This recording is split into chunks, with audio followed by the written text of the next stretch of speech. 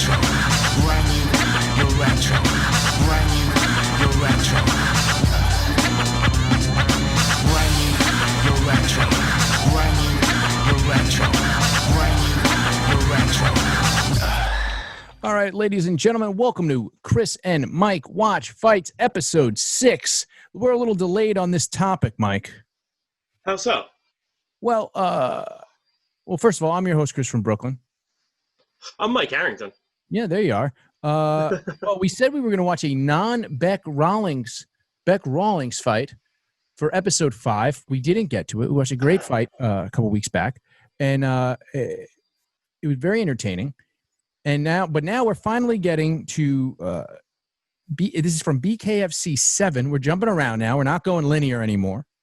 Now this is Helen Peralta versus Christine Ferea, correct? Yes, sir.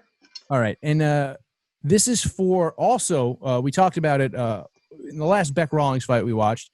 We talked about the Police Gazette Bare Knuckle Women's Championship. So actually, what Bec Rawlings had and still has is the National Police Gazette Women's Featherweight World Championship. Mm-hmm. And this is for a title, but it's for the National Police Gazette's Women's Featherweight American Championship. So this is the Intercontinental title. Well, it may or may not be. See, the National Police Gazette was actually it was the forerunner to like Maxim Magazine and Sports Illustrated. Really? You know what I'm saying? Yeah, so like in the 1800s, it was the first like men's lifestyle magazine to come out where they would talk about, like how to make the perfect martini, how to get her to shut up, and then like a centerfold of like just some hot chick. So that in conjunction with the Bare Knuckle Boxing Hall of Fame, so this title has existed since the 1800s. Yes, sir. So this title, the women's title, has existed since the 1800s. Well, here's the thing. The magazine has existed since the 1800s. They have been a body that has awarded championships since the 1800s, including they were actually the first governing body of boxing in America, of the whole thing in the 1800s. So while this title doesn't, the physical belt itself doesn't date back to the 1800s, whoever is the champion now is considered the lineal champion, which does have history back to the 1800s. So because bare knuckle boxing has fallen out of favor, people have retired, so therefore the next person to become the champion is the lineal champion. Yes, sir. I see. So they've been awarding What's the difference between the world and the American championship? So that I'm having a hard time figuring out here, but it seems like anytime they need a title, they can make one. They have a heavyweight world and heavyweight American champion on the men's side, lightweight only American, and then featherweight world and featherweight American on the. Do you think that I could write them and then they could make me the National Police Gazette Borough of Brooklyn World Heavyweight Bare Knuckle Boxing Champion if I wrote them a letter? Well, see, here's the problem. It's like the world and Brooklyn are in the same thing, so you got to pick one. What I did notice is just the National Brooklyn Champion or whatever. I just want to be the Borough of Brooklyn Bare Knuckle Boxing Champion, and I want a belt to signify it. I don't want to have to fight anybody because I'm an adult man. It's not a good look. I'm not a professional fighter. So what is interesting about this, Chris, is that would apply to you, right? Because if you look at the current list of champions, Bobby Gunn is the heavyweight world champion. He is from Canada, and Bec Rawlings is the world featherweight champion from Australia. All the American champions have an American flag next to their name. So I'm assuming that is what they're talking about here. I would have to compete for the American championship. Well, no. I mean, if you were competing for the Brooklyn Championship, you would be eligible because you're from Brooklyn. Nice. They should give me a Brooklyn Championship. I mean, here's the thing. I mean, we're doing this show. I mean, a lot of people don't know. We're giving a history lesson on the Police Gazette National Bare Knuckle Boxing Championship. I'm just saying, if you start walking around with a belt, they'll recognize it. You think so? You think if I just wore the belt, if I should sneak into a movie premiere and just be on TV holding it, and they'd be like, "Who are you? What's with that fancy belt?" When Kramer won the Tony, you know? Yeah. That's what I'm saying. Like, you can't. They're not going to send you a belt, right? But if you get your own belt and start putting them over, of course they'll recognize me as a champ.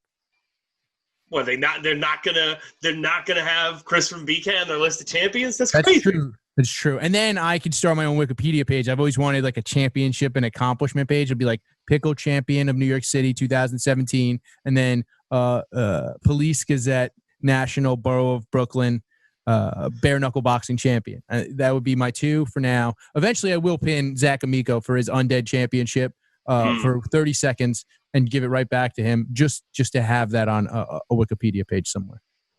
Wait, it's 30 seconds to pin someone for the Undead Championship? I'll let him pin me back. You know what I mean? I'll tackle Zach, pin him. Because Bronx Johnny, I don't know, a lot of people don't know, Bronx Johnny is a officially sanctioned referee by Catalyst Wrestling. Wait, he's been sanctioned by Catalyst? Yeah, I work there. I can pretty much sanction people. Okay, I like this. I'm pretty sure I can sanction. Harry Tarjanian said I can sanction people as Catalyst Wrestling referees. Why haven't you made me a referee yet? You should. You're a referee too now. We got extra referee shirts at the office. Hell yeah! All right. Well, you and Louis fought. We got 2 referee shirts. I'm so glad when this pandemic is over. The employment opportunities are just through the roof for me. Yeah, exactly.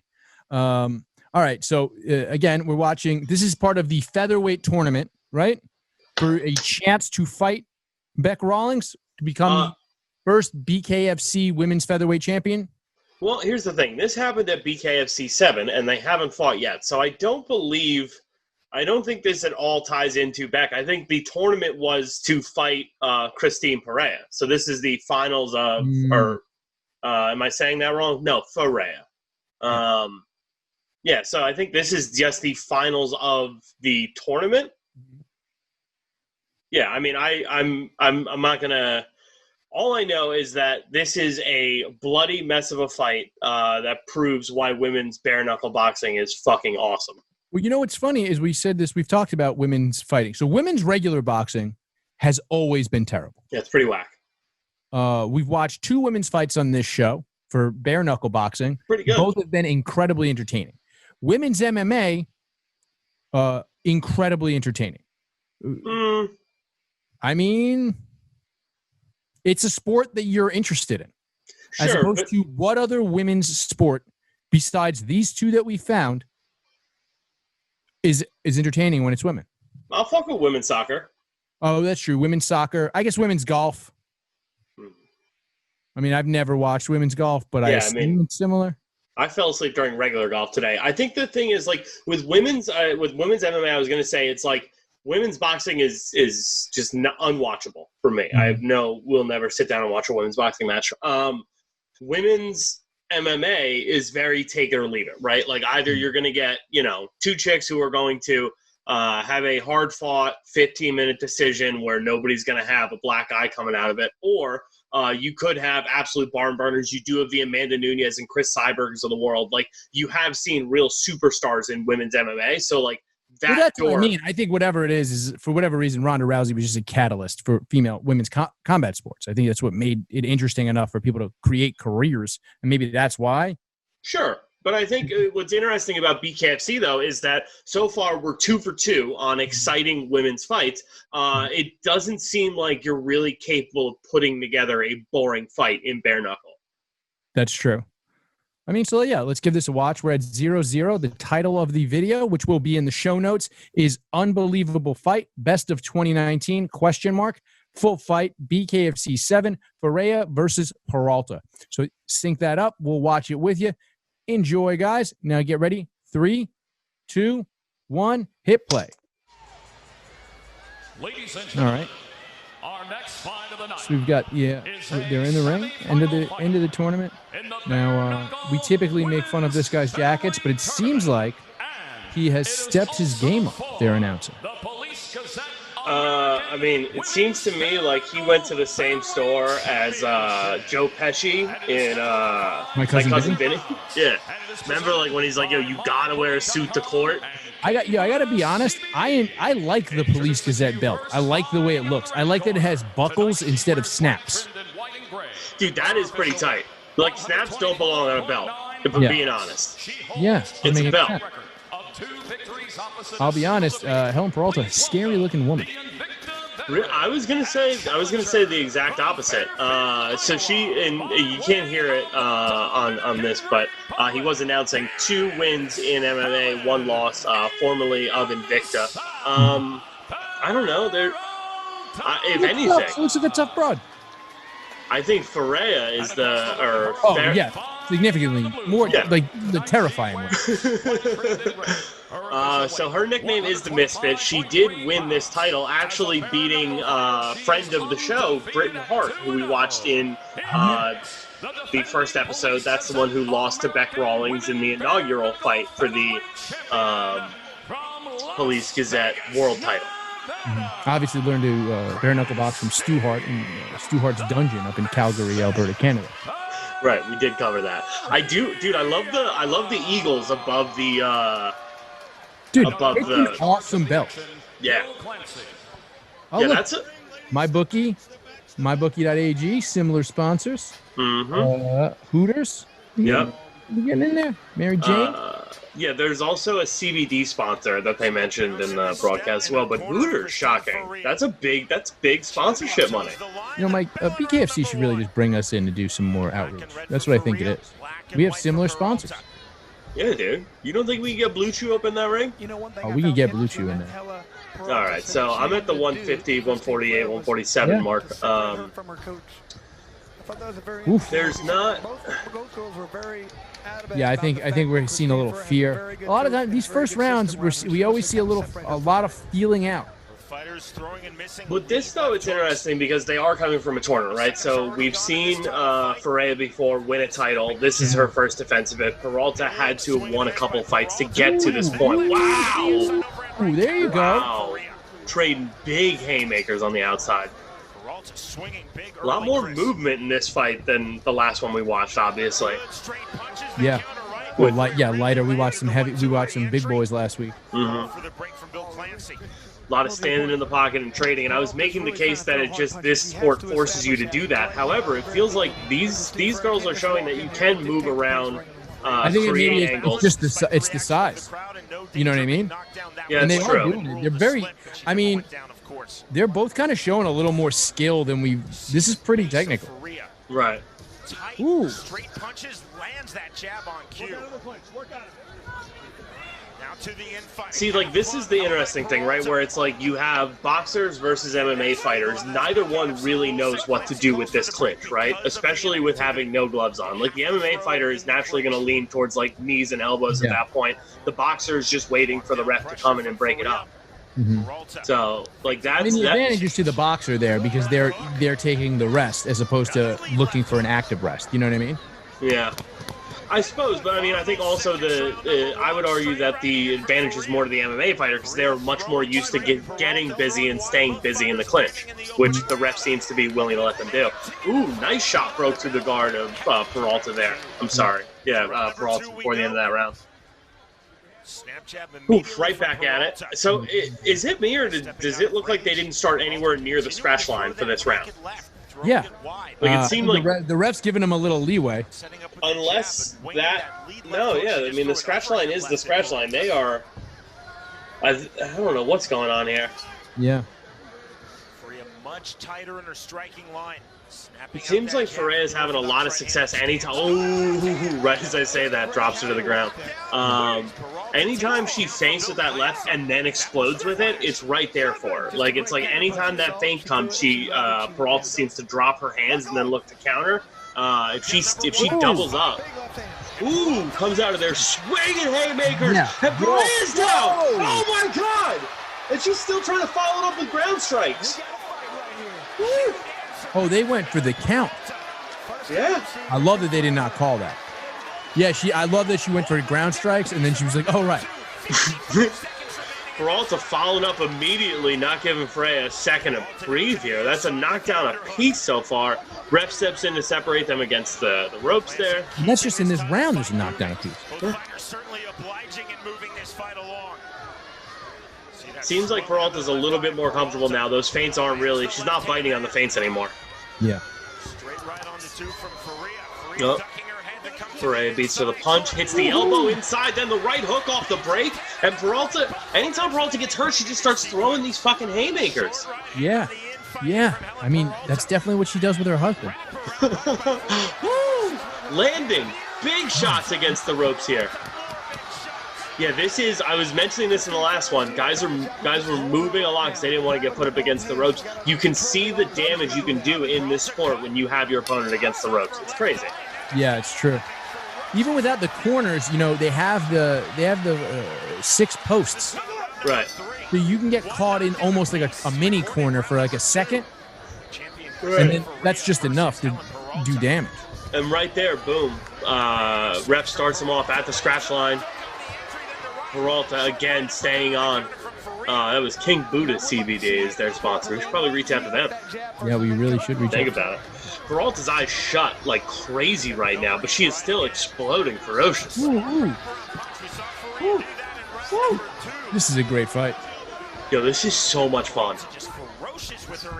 Oh, Peralta just swinging in air, and then Ferea jumps back into it and ends up eating a right, coming back. Right now, I thought that this would be Christine Ferea's fight, but it's not seeming to be the case right now. Ferea's having a lot of success with these elbows, especially anytime they're breaking from the... Anytime she gets any kind of separation, just boom, straight up with that uppercut. Now forming under Ferea's right eye. Ooh. And that left hand after the right. Peralta's not doing anything to disguise her shots. She's just stepping in and swinging as hard as she possibly can. Like, how are her hands not broken already is my question.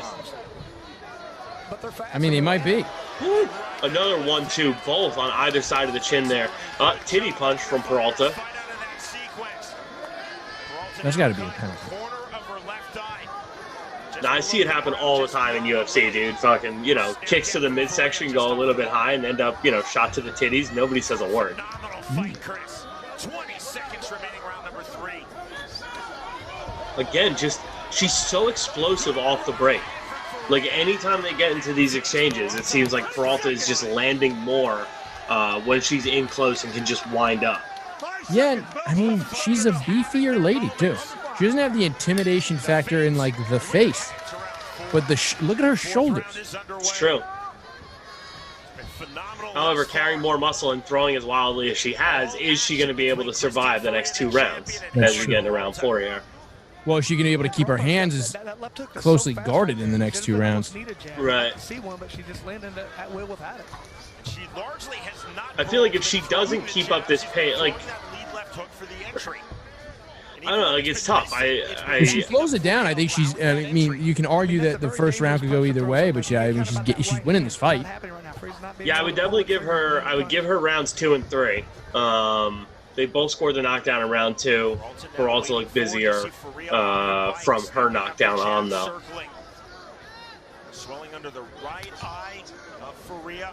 Bad swelling and a cut left eye. Both ladies showing a ton of damage on the face here. I mean, this right here does show the evolution of Christine Ferea. She's able to, in a fight where she's not doing exactly what so, like, that's the thing where it's like, does have you ever seen one of these where a doctor comes in and no. Are doctor stoppages part of BKFC? I mean, I'd imagine they have to be. Just wondering how bad your cut has to be. Oh. Because, like, this is a sport where you're supposed to get lumped the fuck up. Yeah. So, like, this is one of those rounds where almost nothing has happened, right? And if that one little flurry from Peralta coming in on Ferea, like, that might have just won her the round. Yeah, I mean, because you got to... Yeah, they're very slow rounds. They're very short rounds. Right.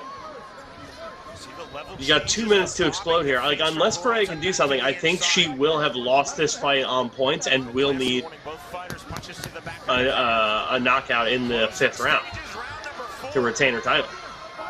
Yeah. Yeah, I think this will be 3 straight. I don't know, though. Yeah, I can see it go that round towards the end there. Right, like I was saying, like she needs to step it up, and immediately she hits the right hook followed by the left straight as the round is ending. A little bit of busyness before that. There really wasn't much in the minute and 40 seconds preceding it. Could make the case she took round 4. Spin her around right away. She doesn't want her back to be against the ropes. Good idea. Ferea snapping the jab. Ferea showing a lot of patience in this fight. There's that left hook, nothing there, but the entry still. Ferea sits on the counter inside, and it's just making Peralta look like the busier fighter. Like, she's sitting on these counters, but she's not really landing them with any kind of explosiveness. And because Peralta's the one coming forward, she just looks more active. Yeah. I think she also thinks she has the. I think Peralta thinks she has the fight won and just has to look active to maintain. Sure. Nice little uppercut from Ferea there. Ferea staying tight with her jab. All right, in the final minute here. Good right hand on the overhand from Ferea.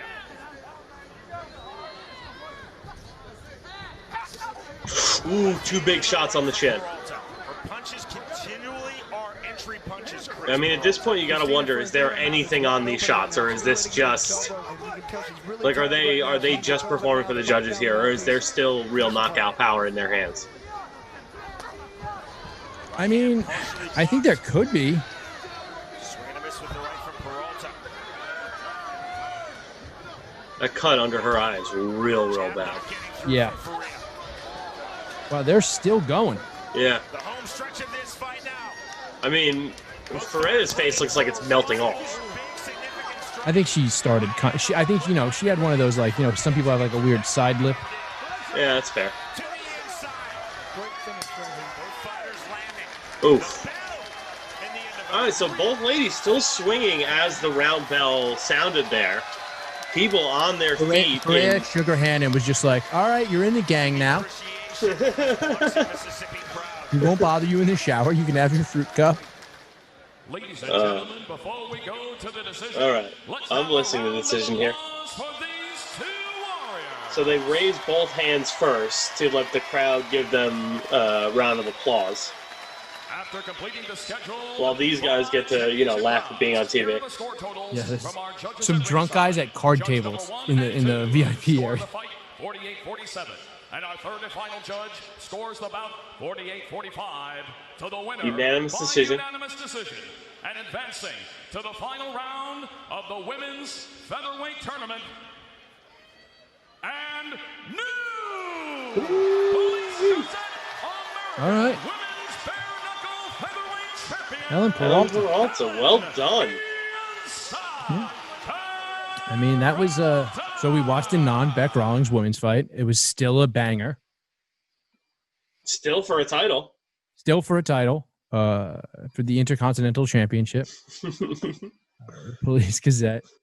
I'm gonna read more about the Police Gazette Championship. I'm super interested in that. And also, obviously I have to get mine made. Right.